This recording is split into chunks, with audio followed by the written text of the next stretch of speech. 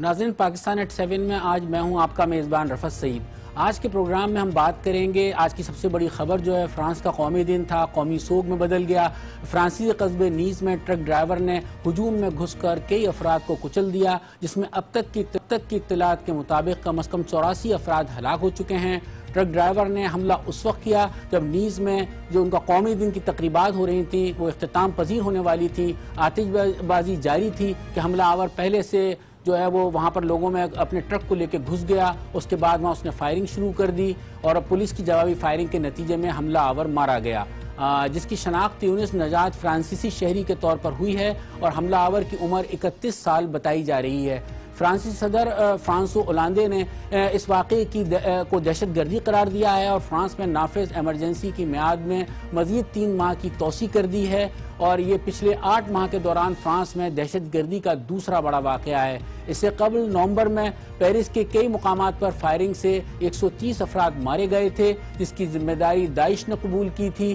دہشت گردی کے اس واقعے میں، دوسرے بڑے واقعے میں کے بعد فرانس کا رد عمل کیسا ہوگا، اس پر بات کریں گے۔ کراچی اسٹوڈیو میں ہمارے ساتھ موجود ہیں سابق سفیر جمیل احمد خان، آپ انسداد گردی کا خاصا تجربہ رکھتے ہیں، اقوام متحدہ میں دہشت گردی سے متعلق سابق سیکیورٹی افسر بھی رہے ہیں، اور برسلز میں ہمارے ساتھ موجود ہوں گے علی رضا سید، تجزیہ کار ہیں، وہ ہمیں جوائن کریں گے برسلز سے، جبکہ پیرس میں موجود ہیں پاکستانی پریس کونسلر طاہر خوشنود، ان سے بھی ہم بات کریں گے اور وہ وہاں کی صورتحال کے بارے میں ہمیں بتائیں گے۔ ہم پہلے سب سے بات کریں گے جمیل احمد خان سے۔ جمیل صاحب، آپ کا خاصا وسیع تجربہ ہے اس حوالے سے، ایک دم جو یہ خاص طور سے یورپ جو دہشت گردی کا مرکز بنا ہے، اس میں فرانس کو خاص طور سے ہدف بنایا جا رہا ہے، کیا وجوہات ہیں، کس طرح سے دیکھتے ہیں آپ، کیوں پے در پہ وہاں واقعات ہو رہے ہیں؟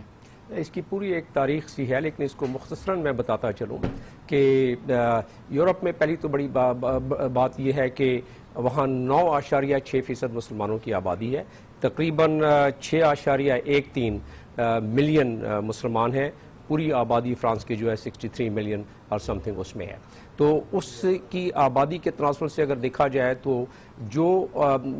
سیریا میں آپریشن ہوتا رہا، اس دوران میں فرانس کی ایک کثیر فرانسیسی نژاد جو کہ کہیں اور سے آئے تھے اور فرانس میں پلے بڑے تھے اور پیدا ہوئے تھے، وہاں کے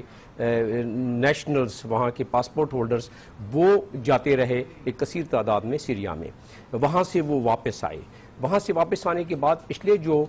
12 مہینوں میں 3 بڑی وارداتیں ہوئی ہیں، آپ نے اپنی ابتدائیہ میں 2 کا ذکر کیا اور 8 مہینے کے حوالے سے، لیکن 12 مہینے میں 3 بڑی وارداتیں ہوئی ہیں، جس میں نومبر کا جو جس طرح کہ آپ نے ذکر کیا، اور اس کے بعد جو اخبار کے دفتر میں چارلی میں ہوا تھا، اور اس کے بعد اسٹیڈیم پر اور وہاں کے چند بارز اور ریسٹورانٹس پر۔ زیادہ تر ان میں سے وہ لوگ تھے جن کے تقریباً سارے ہی ان کے پاس شہریت فرانس کی تھی، لیکن کسی نہ کسی حوالے سے وہ گئے ہوئے تھے سیریا میں، اور سیریا میں جا کے انہوں نے وہاں حصہ لیا تھا۔ In other words, in English normally what we say is that they were the battle hardened people. لیکن بات یہاں ختم نہیں ہوتی ہے، بات یہاں زیادہ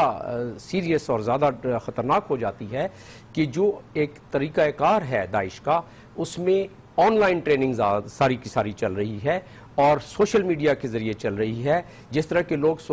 آن لائن ٹریننگ کے ذریعے اپنی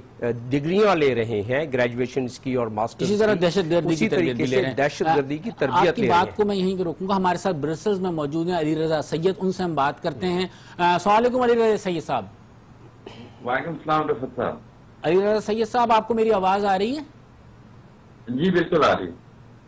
اچھا، میں پوچھنا چاہوں گا کہ آپ برسلز میں موجود ہیں، پیرس میں تو پے در پہ حملے ہوئے ہی ہیں، لیکن ساتھ ساتھ برسلز بھی دہشت گردی کا نشانہ بنا ہے۔ حالیہ دنوں میں بھی آپ دیکھیں، ماضی میں آغاز وہیں سے ہوا تھا۔ آپ کس طرح سے دیکھتے ہیں اس سارے معاملے کو، اور اس وقت اب یورپ کی کیا سوچ ہے؟ دیکھیں، جب سے یہ پیرس کا واقعہ ہوا تھا نومبر سے، اور اس کے بعد جو برسلز کا واقعہ ہوا تھا، اور اب پھر پیرس میں جو فرانس میں جو واقعہ ہوا ہے، یہ بالکل صحیح بات ہے کہ اس کے جو جس طرح پہلے آپ کے مہمان کہہ رہے تھے، یہ جو سیریا کی وار ہے، اس میں جب سے یہ وار شروع ہوئی ہے، یہاں کی جو ینگ جنریشن تھی یورپینز کی، میں کہوں گا بیلجیم سے بھی، فرانس سے بھی، یو کے سے بھی، ہالینڈ سے بھی، دوسرے ملکوں سے بھی، ان میں کافی سارے جو بچے تھے 15 ایئرس سے لے کے اپ ٹو 20-30 ایئرس، یہ زیادہ اس ایج کے جو لوگ ہیں وہ سیریا کی وار میں شامل ہوئے، اور ان کا جو ایک مائنڈ سیٹ ہے وہ تیار ہوا. وہ بالکل ٹھیک بات کہہ رہے ہیں کہ انٹرنیٹ کے ذریعے، انٹرنیٹ پہ آج کل ہر چیز اویلیبل ہے، وہ جو جس قسم کے واقعات وہاں میں ہو رہے ہیں یا اور کہیں ہو رہے ہیں، اس کا بھی ایک امپیکٹ ہے. لیکن اصل میں جو سوچ ہے ہماری یہاں کی، جو امیگرینٹ کمیونٹی تھی، خاص کر جو مسلم کمیونٹی تھی، اس میں ایک بے بسی کی وہ ایک سوچ بھی تھی. اور میں سمجھتا ہوں کہ اسی سوچ کو ایکسپلائٹ کیا گیا ہے، اور اسی سوچ کو ایکسپلائٹ کرتے ہوئے ان میں سے ہمارے یہ جو اس وقت تک جتنے بھی دہشت گرد اس میں شامل ہوئے ہیں، چاہے وہ برسل تھا، چاہے وہ پیرس تھا، چاہے وہ نیس تھا، وہاں پہ آپ دیکھ لیں کہ اس میں اچھا علی رضا صاحب، ایک بات قطع کلامی ہوتی ہے. آپ نے خاص طور سے نوٹ کیا ہوگا کہ اس سارے معاملے میں نوجوان بہت زیادہ راغب نظر آتے ہیں، اور وہی نوجوان ہیں، وہی بچے ہیں جنہوں نے وہیں تعلیم حاصل کی ہے، وہیں وہ پیدا ہوئے ہیں، وہیں کے ماحول میں پلے بڑھے ہیں. پھر کیا وجہ، ان میں کیا ایسا احساس محرومی تھا جس کی وجہ سے وہ راغب ہو رہے ہیں؟ دیکھیں، اس میں ایک چیز نوٹ کرنے والی ہے کہ ان میں سے میجورٹی جو ہے، میجورٹی بچوں کی، یہ وہ لوگ تھے جو کسی نہ کسی صورت میں کرمینلٹی میں انوالو رہے ہیں. چھوٹی کرمینلٹی، بڑی کرمینلٹی، یہ موسٹلی یہ جو لڑکے تھے، چاہے وہ برسلس میں یا پیرس میں انوالو تھے. تو جو نیس والا لڑکا ہے، یہ 31 ایئر اولڈ، یہ بھی کرائم میں ملوث تھا، یہ جیل کاٹتا رہا، جیل کاٹی ہے اس نے. تو ان کا بیک گراؤنڈ جو ہے وہ سارا آپ اگر دیکھیں تو یہ کرمنل مائنڈ سے آتے ہیں یا کرمنل. اور ان کو وہاں جب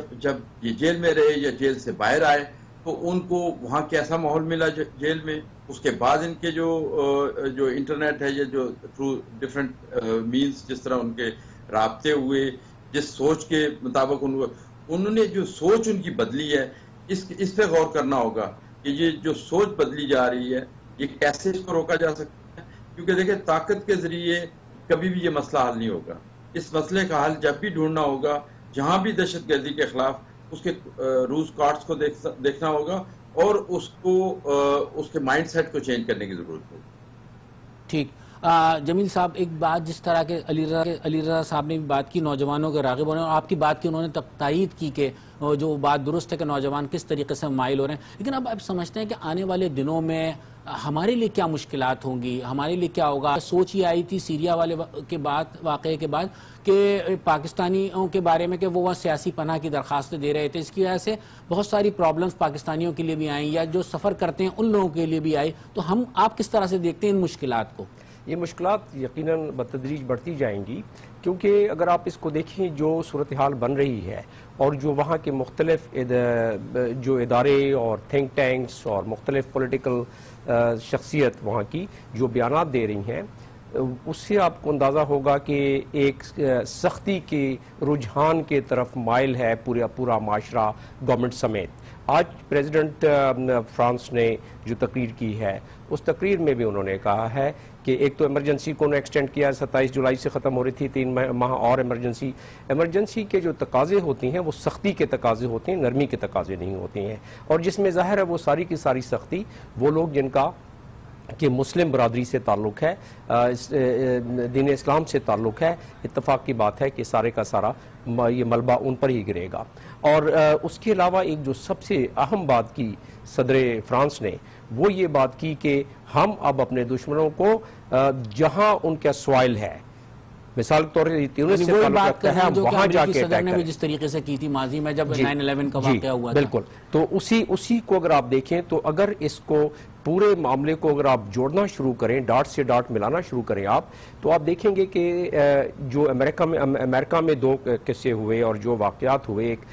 سینٹ برنارڈو میں ہوئے اور دوسرا ایک ہوا اورلانڈو میں ہوا، اور اس کے علاوہ کچھ اور جو واقعات ہوئے، اس کی کڑی سے کڑی آپ ملائیں، اور جو برسلز میں اور پیرس میں اور یہاں اب جو ہوا ہے نیس میں، اگر اس کو آپ ملائیں، اس سے پہلے اور اس کے بعد کے اگر آپ بیانات دیکھیں تو آپ دیکھیں گے کہ کافی اس میں ایک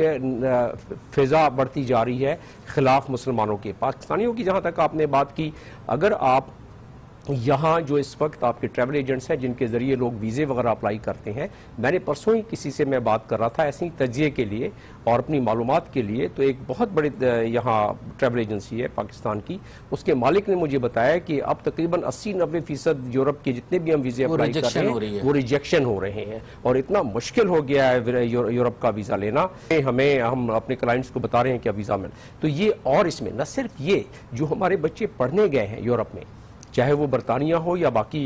یورپین ممالک ہوں یا امریکہ ہو یا اس کے علاوہ، تو اس میں ان پہ بھی سختی بڑھتی جائے گی، کیونکہ ہوتا یہ ہے کہ جب اس قسم کے معاملات ہوں تو سیکیورٹی فورسز، کیونکہ میں خود چیف سیکیورٹی ایڈوائزر رہا ہوں یونائٹڈ نیشنز میں خود سول افیئرز آفیسر رہا ہوں یونائٹڈ نیشنز میں، اور اس کے علاوہ سفارتکاری جو کی ہے اس میں نے دیکھا ہے کہ جب ایسا کوئی معاملہ ہوتا ہے تو سب سے پہلے سیکیورٹی ادارے، چاہے وہ پریزیڈنٹ سے لے کے نیچے تک، وہ ایک شکنجہ پہلے ٹائٹ کرنا شروع کرتے ہیں، اور شکنجہ ٹائٹ کرنے میں آپ نے دیکھا کہ آج صدر فرانس نے کیا بات کی کہ ہم اپنے قانون میں مزید تبدیلی لے کے آئیں گے، یعنی اپنی لیجسلیشنز کو ہم مزید ٹائٹ کریں گے اس معاملے کو کنٹرول کرنے کے لیے۔ تو آنے والے دنوں میں محسوس یہ ہوتا ہے کہ مزید اس پہ سختی ہوگی، اور آپ نے جو دیکھا کہ جب پہلے 3 واقعات جن کا آپ نے ذکر کیا اور علی رضا صاحب نے بھی ذکر کیا اس اپنے گفتگو کے دوران کچھ اشارے دیے، تو اس میں آپ دیکھیں گے کہ مزید اس میں نہ صرف سختی کے علاوہ جو حملے دونوں طرف سے ہو رہے تھے، آپ نے دیکھا ہوگا کہ حجاب میں جو خواتین پھر رہی تھیں ان پہ بڑے حملے ہوئے، مسجدوں پر بہت زیادہ حملے ہوئے، پھر وہاں ڈسکریمنیشن زیادہ بڑھنی شروع ہو گئی، چاہے وہ امریکہ ہو یا فرانس ہو یا یورپین دوسرے ممالک ہوں۔ تو جس ڈگر پہ ہم چل رہے ہیں، جس حالات میں ہم چل رہے ہیں، اس کی اگر آپ ہسٹری میں جائیں تو اس کی ہسٹری میں تو یہ بیج کہیں اور بوئے گئے، چاہے وہ افغانستان کی جہاد میں بیج بوئے گئے یا سیریا میں گلف کی تمام کنٹریز نے مل کے جب ریبلز کو تیار کرنا شروع کیا، اور اس سے پھر النصرہ نکلی، اور اس کے بعد اس سے پھر ISS نکلی، یعنی کہ داعش نکلی، اور اب داعش جو ہے وہ پوری دنیا میں سوشل میڈیا نیٹ ورک کے ذریعے لوزلی ایفیلیٹڈ ہم کہتے ہیں یا ان ایفیلیٹڈ ہم کہتے ہیں، اور وہ سارے لڑکے خود انڈیویجول کے طور پر، ابھی تک یہ ٹیونس کا لڑکا جو ہے یہ انڈیویجول تھا، ابھی تک متین جس نے اورلانڈو میں کیا تھا وہ انڈیویجول تھا، وہ کسی نیٹ ورک میں نہیں آئے تھے، وہ نیٹ ورک میں نہیں آئے تھے، اور کرمنلز کا جہاں تک تعلق ہے، کیونکہ وہ بات علی رضا صاحب نے جیسا کہی، لیکن کرمنلز زیادہ ہیں، اس میں میں ایک چیز کا اضافہ کرتا چلوں کہ اگر آپ اس کو دیکھیں جو تقریباً on the average Foreign Affairs magazine ہے ایک، اس میں اس کی اعداد و شمار آئی ہوئی ہے کہ تقریباً ویسٹرن کنٹری سے 1000 کے قریب افراد ہر ماہ سیریا جا رہے تھے اور عراق جا رہے تھے داعش کے ساتھ مل کر جنگ لڑنے میں۔ اس میں سے سارے کرمنل نہیں تھے، اس میں ایڈونچرس تھے جو کہ سوشلسٹ، جو کہ سوشل میڈیا اور جو آن لائن جو ان کا موٹیویشن ہے، ٹریننگ ہے، اس کو دیکھ کر انہوں نے آنا شروع کیا وہاں۔ اب وہی ظاہر ہے جس طرح کہ میں نے ذکر کیا کہ بیٹل ہارڈن ہو گئے ہیں، اور جا کے اس وقت جو رپورٹ کے مطابق، دوبارہ میں کوٹ کروں گا انٹرنیشنل پبلش رپورٹس، جس میں 90